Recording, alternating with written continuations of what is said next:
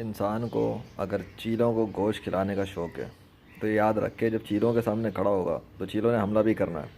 چیلیں کودیں گی بھی, پنجہ بھی ماریں گی, سر پہ بھی لگ سکتی ہے, ہاتھ پہ بھی لگ سکتی ہے. تو عقل مند انسان ہوگا تو چیخے گا نہیں. جب گوشت لے کے نکلا ہے, کھڑا ہوا ہے, تو چیلوں کا لشکر بھی آئے گا.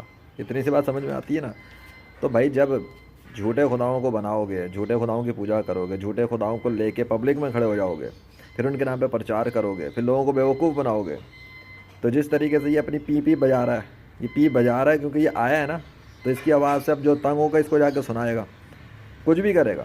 تو جب تم لوگ جھوٹے خداؤں کے نام پہ ڈرامہ مچاؤ گے تو پھر تو تمہیں کوئی نہ کوئی آ کے بتائے گا, سمجھائے گا, سکھائے گا, ڈانٹے گا, بتائے گا کہ یہ کر کیا رہے ہو, بیوقوفی کیوں کر رہے ہو ہیں. تم لوگ خدا پہ الزام لگاتے ہو کہ خدا نے سیکس کیا تھا تب بچے پیدا کیے. تم خدا پہ یہ الزام لگاتے ہو کہ وہ کوئی معمولی سی چیز ہے, کسی کیڑے کو خدا بنا دیتے ہو, گائے کو خدا بنا دیتے ہو, کسی سورج کو خدا بنا دیتے ہو.